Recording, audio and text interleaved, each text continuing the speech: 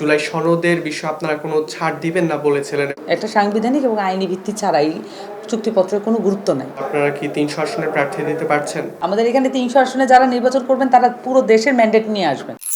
Star news পলিটিক্সের আজকের আয়োজনে আপনাদের সাথে আছি আমি ধ্রুব ইকরামুল এবং আমার সঙ্গে আছেন এনসিপির সিনিয়র যুগ্ম আহ্বায়ক সামান্তা শারমিন। সামান্তা শারমিন, আপনাকে স্বাগত জানাচ্ছি। শুরুতেই জুলাই সনদ নিয়ে প্রশ্ন। জুলাই ঘোষণাপত্র নিয়ে আপনার দলের বেশ কিছু অভিযোগ ছিল, কিন্তু এখন জুলাই সনদের বিষয়ে আপনারা কোনো ছাড় দিবেন না বলেছিলেন এবং জুলাই সনদের যে খসড়া সেটি আপনাদের হাতে এসেছে। তো সব মিলে আপনাদের মন্তব্য জানতে চাই। প্রথমত জুলাই সনদ একটা হচ্ছে তার কন্টেন্ট, ভিতরে কি আছে, আর একটা হচ্ছে জুলাই সনদটা কি। জুলাই সনদের জায়গা থেকে ঘোষণাপত্র এবং সনদ বাংলাদেশে অভ্যুত্থানের পরে এটা সবচেয়ে গুরুত্বপূর্ণ বিষয় ছিল দুইটা জায়গা থেকে। একটা হচ্ছে রিফর্ম, আর একটা হচ্ছে ভবিষ্যৎ পরিকল্পনা, বাংলাদেশটাকে একটা রিস্টার্টের দিকে নিয়ে যাওয়া। সেই জায়গা থেকে আমরা দেখলাম যে ঘোষণাপত্র এটা মানুষের আশা আকাঙ্ক্ষা পূরণ করতে পারে নাই, এটা আমাদের আশা আকাঙ্ক্ষাও পূরণ করতে পারেনি।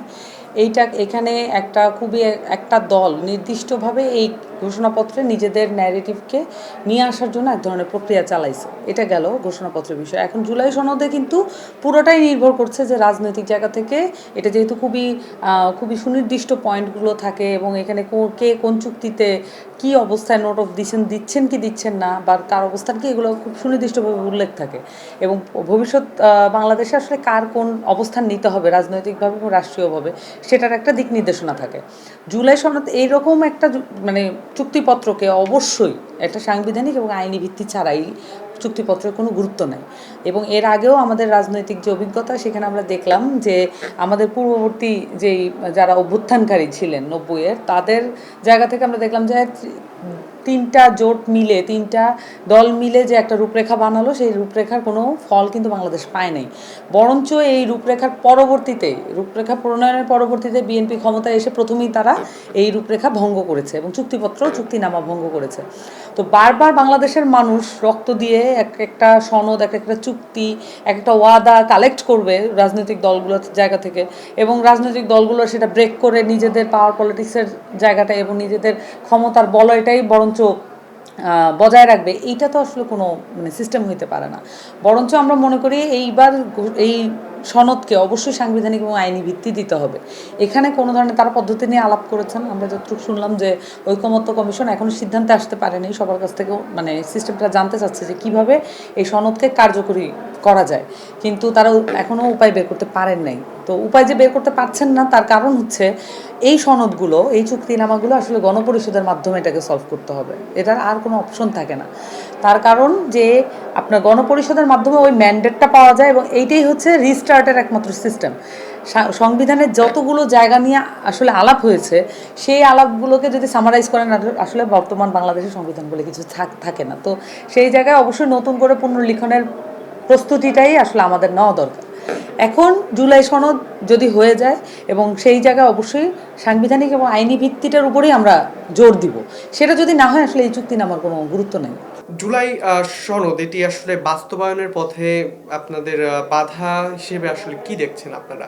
এটা বাংলাদেশের যে এস্টাবলিশমেন্ট আছে, বাংলাদেশের যে রাজনৈতিক বিদ্যমান পরিস্থিতি আছে, যেইটাকে বজায় রাখতে পারলে রাষ্ট্র ক্ষমতাকে ক্ষমতার আকারেই ব্যবহার করা যায়, মানুষকে ডিপ্রাইভ রাখা যায় রাষ্ট্রের কাছ থেকে, সেই ব্যবস্থাটা চালু রাখলেই কিন্তু পাচার, গুম, খুন এগুলো আসলে চালু রাখা সম্ভব এবং নিজেদের পকেট ভারী করার এই রাজনীতিটা করা সম্ভব। আদারওয়াইজ তো সম্ভব না। যদি আমরা মূল কাঠামোটা পরিবর্তন করতে পারি যে একজন অসৎ লোকও এই কাঠামোতে সৎ হয়ে যেতে বাধ্য, এই ধরনের জবাবদিহিতার কাঠামো যদি তৈরি করি, তাহলে আর এটা তাদের যে দলীয় কাঠামো, যার দলীয় কাঠামো এটাতে ক্ষতিগ্রস্ত হবে, তারাই এটাতে বিরোধিতা করেছে। আমরা দেখেছি যে বিভিন্ন উচ্চকক্ষে পিআর থেকে শুরু করে নানান ফরম্যাটে দলীয় প্রধান এবং সংসদীয় প্রধান এই ইস্যুগুলোতে, যেগুলো খুবই গুরুত্বপূর্ণ বাংলাদেশের জন্য, এই ইস্যুগুলোতে বিএনপির বাধার সম্মুখীন কিন্তু আমাদের টিম হয়েছে। আমরা যাতে আমাদের পক্ষ থেকে আক্তার হোসেনের নেতৃত্বে যে টিমটা আসলে ঐকমত্য কমিশনে অংশগ্রহণ করেছে, তারা সেই সমস্যাগুলি, সেই বাধাগুলো অতিক্রম করার চেষ্টা করেছে, কিন্তু অনেক ক্ষেত্রেই নোট অফ ডিসেন্ট সহ এগুলোকে রাখতে হয়েছে। তো আমরা মনে করি যে এই জুলাই সনদের জায়গা থেকে যদি এটার সাংবিধানিক আইনি ভিত্তি এবং সেই সাথে এই জুলাইয়ের সনদের চুক্তিনামা ভঙ্গ করলে সেই রাজনৈতিক দল এবং সেই রাজনৈতিক পক্ষের কি হবে, এইটা যদি সুনির্দিষ্ট না থাকে তাহলে এটা রাখার কোনো দরকার নেই। সামনে যে নির্বাচন সেটি যে নির্বাচনই হোক না কেন, তো সেক্ষেত্রে আপনাদের যে প্রার্থী দেওয়ার জন্য আসলে আপনারা কতটুকু প্রস্তুত? আপনারা কি 300 আসনের প্রার্থী দিতে পারছেন? প্রথমত আমরা একটা গণঅভ্যুত্থানের মধ্য দিয়ে উঠে আসা একটা রাজনৈতিক দল। আমাদের উপরে সর্বোপরি দায়িত্ব হচ্ছে গণপরিষদ নির্বাচনের আন্দোলনকে সামনে নিয়ে আসা, এটাই আমাদের উপরে সবচেয়ে মেইন দায়িত্ব এবং আমরা সংস্কারের রাজনীতিটা আমাদের জন্য মেইন দায়িত্ব। কিন্তু ওই বাংলাদেশের যেটা রাজনৈতিক দলের যেই চরিত্র আছে সেটা হচ্ছে নির্বাচন ভিত্তিক তাদের চরিত্র, এবং নির্বাচন ছাড়া আসলে তাদের দলীয় কোনো বৈশিষ্ট্য নাই, চরিত্র নাই। তো সেই জায়গা থেকে আমাদের অবশ্যই আমরা নিজেদেরকে আলাদা মনে করি। আমরা আমাদের যে বিদ্যমান রাজনৈতিক এবং সাংস্কৃতিক কাঠামো আছে এটার মধ্যে আমরা ইনভলভ হব না। আমরা মনে করি যে গণপরিষদ নির্বাচন না হলে আমরা নির্বাচন অংশগ্রহণ করব না, এবং আমরা আমাদের যেই ইসি এবং মানে নির্বাচন কমিশন যেই ধরনের ক্রাইটেরিয়া বলেছে আমরা কিন্তু মনে করি যে এই ধরনের ক্রাইটেরিয়া আসলে অমানবিক। একটা দলের জন্য এই ধরনের যে সিস্টেমগুলো আছে এগুলো একটা ঔপনিবেশিক কাঠামো থেকে উৎসারিত, কিন্তু তারপরে আমরা এই জায়গাগুলো পালন করেছি। কিন্তু আমরা একেবারেই মনে করি না যে এই প্রতিষ্ঠানগুলো বাংলাদেশে একটি সুষ্ঠু নির্বাচন, যেটা গণপরিষদ নির্বাচনে একমাত্র যৌক্তিক নির্বাচন, সেটা করার মতো কোনো ধরনের উপযোগিতা এই ধরনের রাষ্ট্রীয় কাঠামোর মধ্যে আছে। বিশেষত নির্বাচন কমিশনের কোনো এটা জায়গা নেই। নির্বাচন কমিশন অনেকগুলো প্রশ্নবিদ্ধ কাজ করেছে এবং সেটা নিয়ে আমরা দেখেছি যে কি মানে বিএনপির পক্ষ থেকে অনেক বেশি চাপ আছে যাতে এই নির্বাচন কমিশনটাকে কোনোভাবে পুনর্গঠিত করা না হয়। নির্বাচন কমিশন তো পুনর্গঠিত করতেই হবে এবং অবশ্যই গণপরিষদ নির্বাচনের দিকে আমাদের যাত্রা করতে হবে, এবং নির্বাচনের যে সংসদীয় যে নির্বাচনের কাঠামো, এই কাঠামোর মধ্যে আসলে বাংলাদেশের কোনো পরিবর্তন হবে না। যদি গণপরিষদ নির্বাচনের মাধ্যমে বাংলাদেশকে একটি নতুন রূপ দেওয়ার রূপকল্প যদি আমরা দিতে পারি তাহলেই একমাত্র বাংলাদেশ নিয়ে আমাদের ফার্দার ভাবনার কোনো ব্যাপার থাকতে পারে। কিন্তু আগের যে রাজনৈতিক দলের আগের রাজনৈতিক কাঠামো বজায় রেখে এটা আসলে সম্ভব না। গণপরিষদ নির্বাচনের ক্ষেত্রে কিন্তু পুরো দেশ থেকে প্রার্থী এখানে ইলেকশন করে। এটা কিন্তু একটা আসন থেকে একজন প্রার্থীকে শুধুমাত্র ওই দলের নির্বাচনে মানে আসনের ম্যান্ডেট দিয়ে পাঠানো হয়, ব্যাপারটা কিন্তু তা না। আমাদের এখানে 300 আসনে যারা নির্বাচন করবেন তারা পুরো দেশের ম্যান্ডেট নিয়ে আসবেন, এবং বিএনপির ক্ষেত্রেও তাই। বিএনপির ক্ষেত্রেও যারা গণপরিষদ নির্বাচনে অংশগ্রহণ করবেন তারা পুরো দেশের ম্যান্ডেট নিয়ে আসবেন। তো এই গণপরিষদ নির্বাচনের সিস্টেমটাই আলাদা, এটা সংসদীয় নির্বাচনের মতো নয়।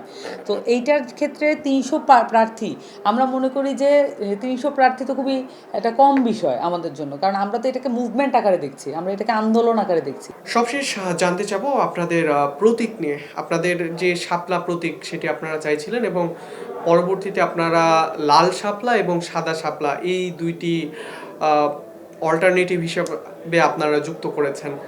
তো সেটি এখন আসলে সেটার অগ্রগতি কত দূর, এবং যদি সেটি না হয় সেক্ষেত্রে আপনাদের কি পদক্ষেপ নেওয়া হবে আপনাদের দলের থেকে? দেখেন, এটাও একটা নির্বাচন কেন্দ্রিক, একদম সংসদীয় নির্বাচন কেন্দ্রিক একটা বিষয়। আমরা বলছি যে আমরা একটা রাজনৈতিক দল হিসেবে আমাদের যে জায়গাগুলো আসলে ক্লিয়ার থাকা উচিত, একটা নিবন্ধন থাকা উচিত, একটা মার্কা থাকা উচিত, এই জায়গাগুলোতে আমরা কাজ করেছি। শাপলার ব্যাপারে আমাদের কোনো ছাড় দেওয়ার কোনো মানসিকতা নাই, এবং সেই জায়গা থেকে তারা যেহেতু অপশন চেয়েছে এবং শাপলা নিয়ে এক ধরনের জটিলতার কথা তারা উল্লেখ করেছে, যদি এটার কোনো যৌক্তিক জায়গা তারা উল্লেখ করে নাই, সেই জায়গা থেকে আমরা দুইটা অপশন বলেছি, কিন্তু শাপলার মধ্যেই থাকতে হবে প্রতীকটা।